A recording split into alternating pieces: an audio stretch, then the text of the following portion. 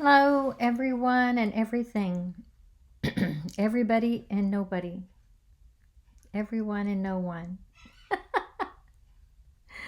I can't remember from one time to the next what I say, but that's okay. Um, it's getting near Thanksgiving. I've been doing all these things. Um, doing a lot of contemplation. So I wanted to reflect back a little bit because I'm so grateful for having done these recordings. And I suppose that would be sound silly because probably no one's even ever watched them. That doesn't matter. And it was brought up to me one time, do you watch them? And I said, no. I mean, it's of the moment, it's where I am at the moment. And then I thought, well, maybe I should watch one or two. I watched one or two, and I thought, yeah, that's where I was then. I had, um, that was just all there was really to. Well, I mean, I got something out of it as far as seeing how you're viewed by the audience, but that was the problem with watching it because I don't want to know how I'm viewed by the audience because I don't want it to be a reaction from the audience or for the audience. I want it to be straight from my insides out and with no interference because what I'm doing here is sharing purely or trying to share as purely as I can to be my core self, to be in touch with that purest awareness of being, which is ever present in all things and everywhere. And so when I keep saying that, when I keep reiterating that, when I use that word, I don't want to I don't want to say everything is in me because it's not. Um, Awareness is the backdrop and we're just flowing through as a dream. And each one of us has such a tendency to say, I am this and I am that, but not recognize the totality of what I actually is. Because, yes, we are aware, but we are able to know that we're aware.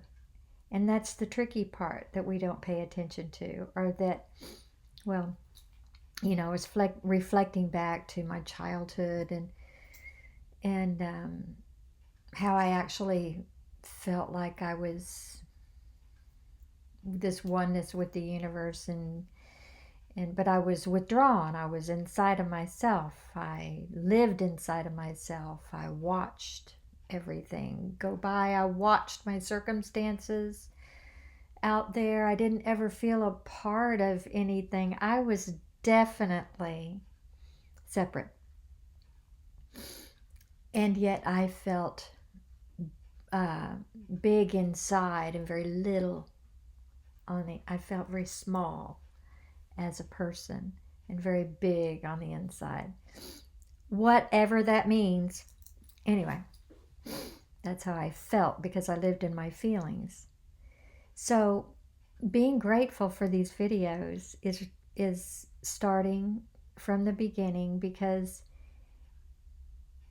also when you view yourself, I mean, you're putting yourself in a vulnerable spot because even when you have any insight into anything, or you feel like you've opened up to this or opened up to that, other people can reflect back on what you've done and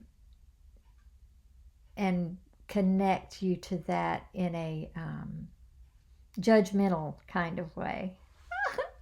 And that's okay.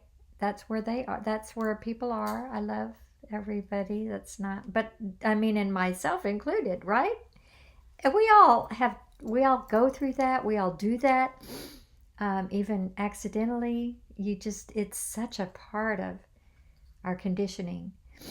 So I was looking back into how in the very beginning of these videos, I had to just be able to put myself on the screen without caring how I looked, how I sounded. I had to be brave, sort of. I had to, because it almost made me sick. It was like doing it was pulling the sickness out of me to that I didn't like myself. Things I didn't like about myself. So things I felt judged about. Things. I am this, I am that.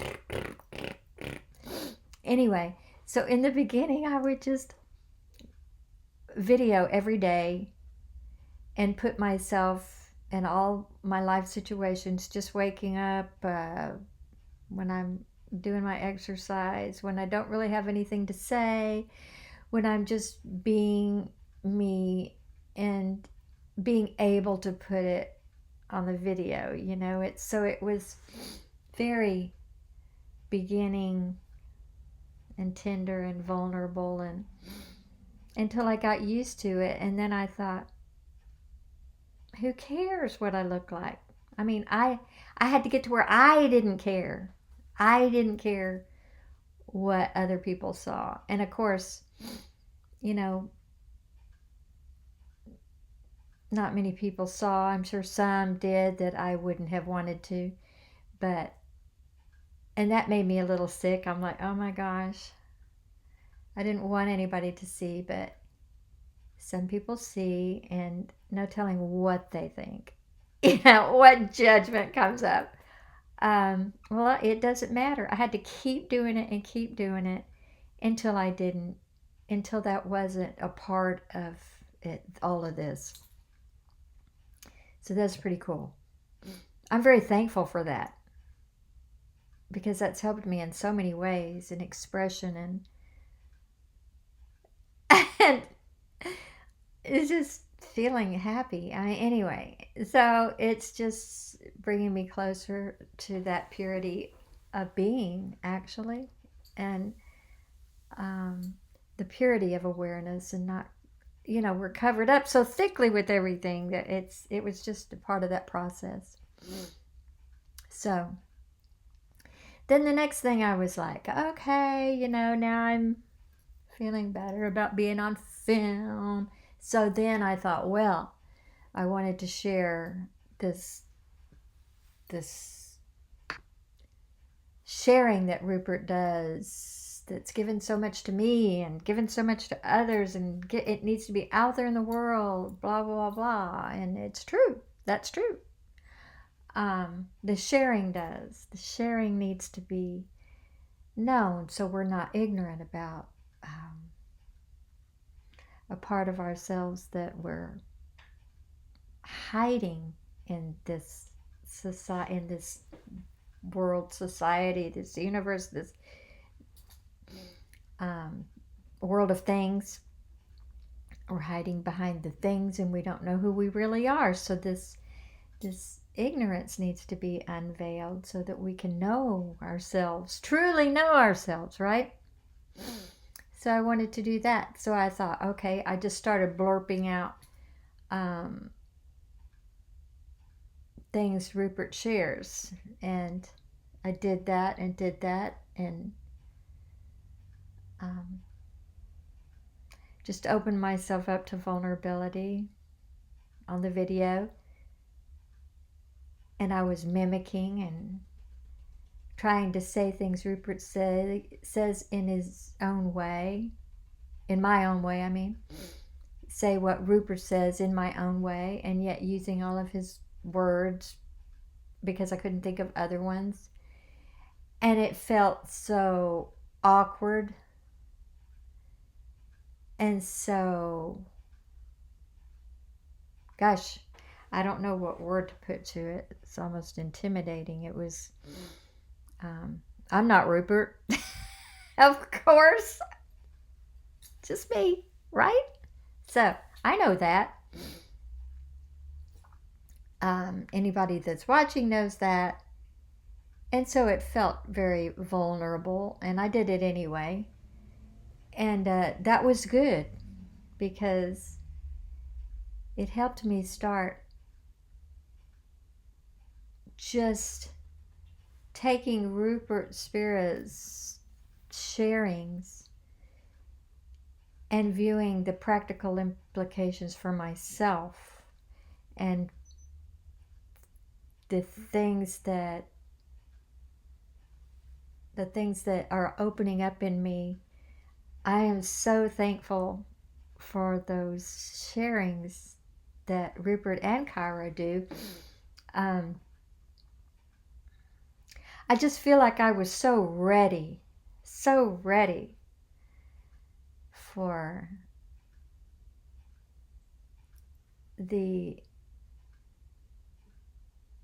that understanding of, or that view of, that model, I should say, just fits every bit into truth for me. And of course, our conditioning plays a part of that. So it's been good for me to go through these phases of kind of elimination and regurgitation of my stuff and baggage and things I thought I had gotten rid of that came swarming back to me as I've been alone in this on the planet of the past 3.5 years. So it just came at the right time to where the search was over. Now it's the practicality of the experiencing this unfolding from the great conditioning into the new conditioning,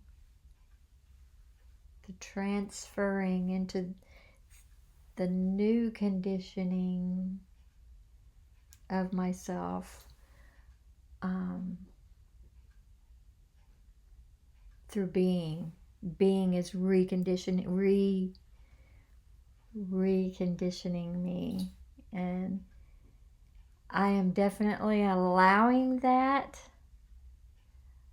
but I don't think I could have come up with it on my own, because I didn't spend a lot of my first 50 years using my brain.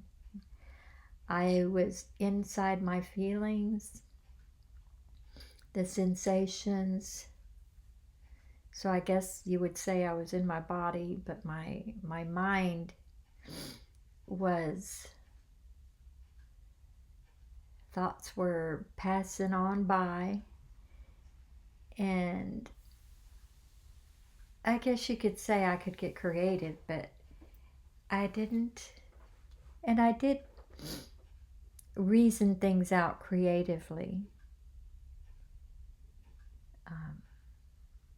and imagine it. I had a good imagination, and I used it mostly for loving. I really do believe, I mean, when we come into this world as young people and what we absorb, that beginning part,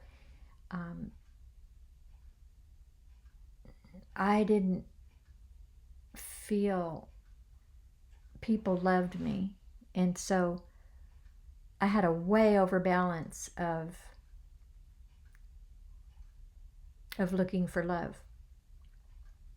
So that thing there, it wasn't in its pure sense because it was way off balance. I had a great imagination of the feeling of it. And of course you'd have a glimpse of something when I could love a doll like super intensely, but then it had to be given away to Goodwill or whatever. And that's teaching you to let go. But when I see how I clambered onto that, I just wasn't feeling it through people, and I would attach to things, a pet or a doll or a friend. I didn't have many friends, and when I had a friend, it was and it was always misconstrued, and we were always told, you can't see each other anymore type thing, because it's overboard to people. But it feels so good. It felt so good to love something because I lacked it. So, I sucked into that. So, I have loved many things and many people, and my whole purpose in life was loving everything. And I would ignore the fact that I wasn't being love. I was loving things because it felt good to love things. So that's good, because that was a positive roller coaster. Wow. Because those took me into some very dark places also, and I would love my way out of it and fall back into a dark place with someone and not be able to handle it and love my way out of it. And it allowed people to need me, and I couldn't even take care of myself. I mean, and when I say people would need me, I mean to the point where it would just suck you down to you have nothing left. So I would love my way out of it, or I would love my way. Yeah, my way. It usually did go out of it because I couldn't. If I couldn't handle something, I'd keep walking and just love and walk and love and until something else happened and would be different. And so my identities started over several times, and I think that was probably healthy in a bit, because it allows me now to really see, to know, to feel that letting go of a lot of things. So that's made that part a little more clear and easier to see. So in this sharing that Rupert's done, it's just what I'm trying to say, I guess, is it's just time for me to see the clarity, or to be able to see the clarity of the understanding. But it's also time for the world to begin to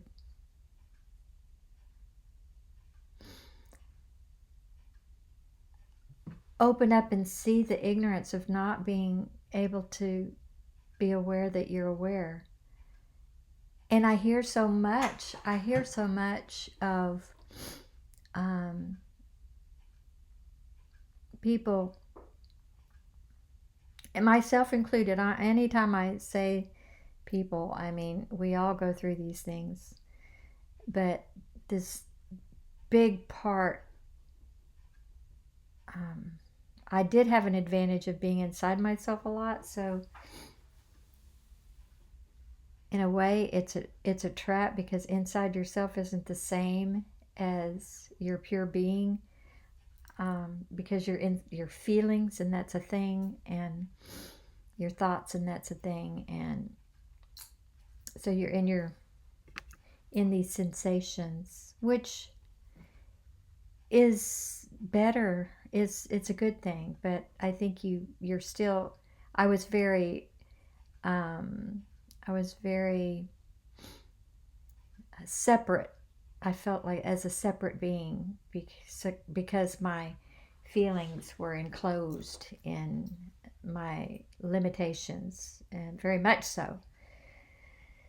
So I think people have a really hard time, like I did and everybody else, seeing that you're going through this ever-present space. I mean, yeah, the ever-present, this presence of being isn't contained in you separately.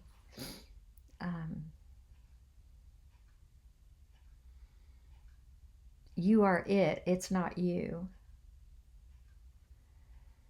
So all these lives and sensations and thoughts and things are all flowing through this big, vast, ever-present awareness that was never born and never dies. And that's another thing. I think the minute you say that, people, the wall goes up, because how can that be? So that's where Rupert comes in. That's where it's good to watch, because if you watch that over again, you over and over again, you can understand.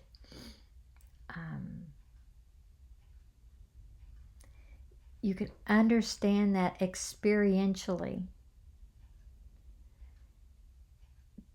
but you have to go through the logic of it over and over and over again until it seeps into your being, and you begin to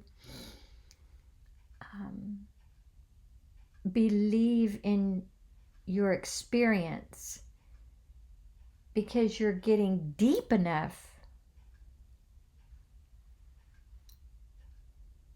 for the experience to start making sense. When we stop short of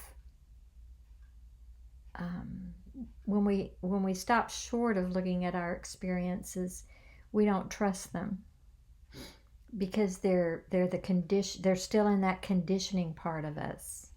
They're still in that shallower part of us, that limited, that separate self that we seem to be, and that's prevalent in the entire all world societies.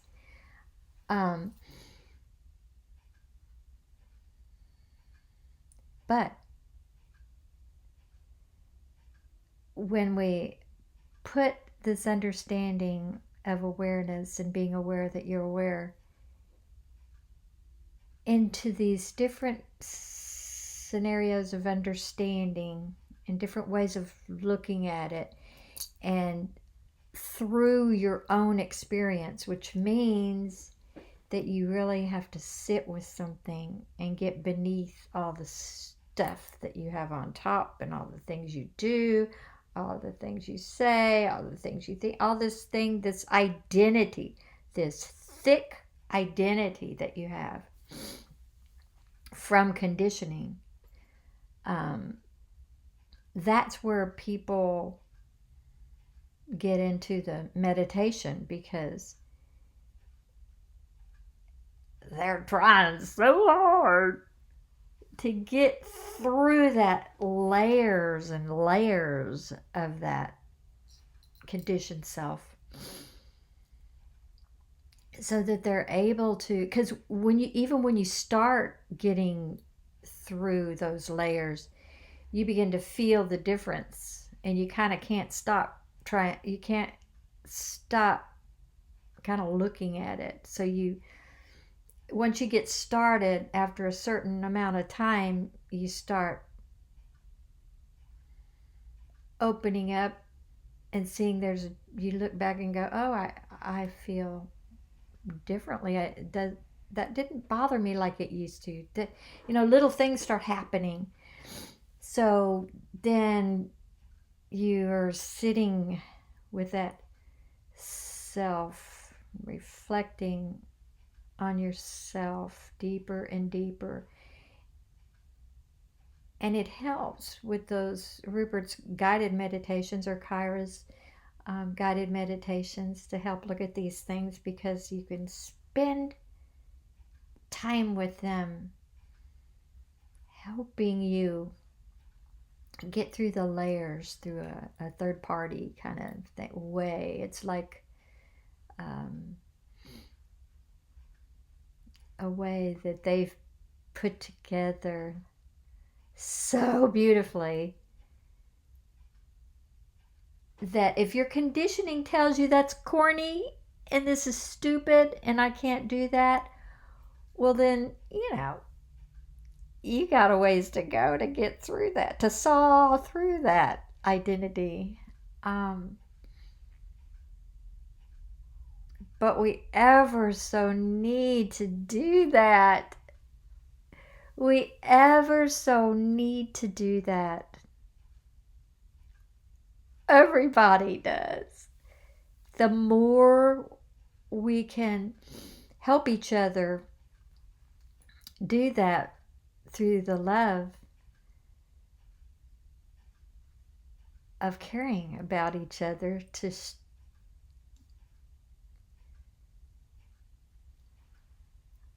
that's like in videos or wherever, it's not like an evangelist or something, but then you kind of go, well, you just want to, you just would like to begin that process anywhere and everywhere, to know thyself, something. We're all prodigal children. We have totally ignored the fundamental basis of who we are experientially. Know what through experience, and not through these wild ideas of it's possibly this and it's possibly that, and going out further and out further and out further until we're going to be eating pig slop. That's not funny. But anyway, it's happening. So it's not funny. So we create suffering by creating more separation.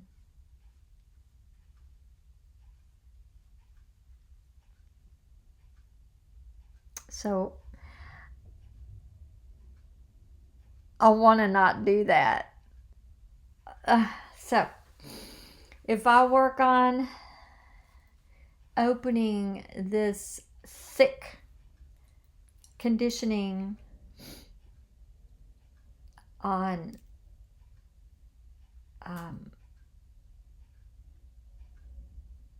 covering or veiling the I am, for in this particular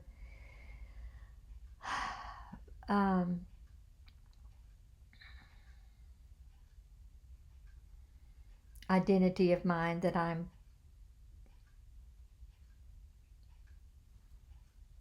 allowing to be reconditioned by the purity of being, then I enjoy being out loud about it as much as possible because I love you.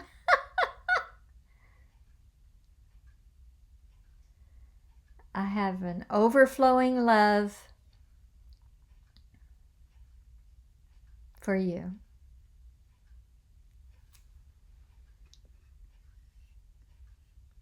Thank you.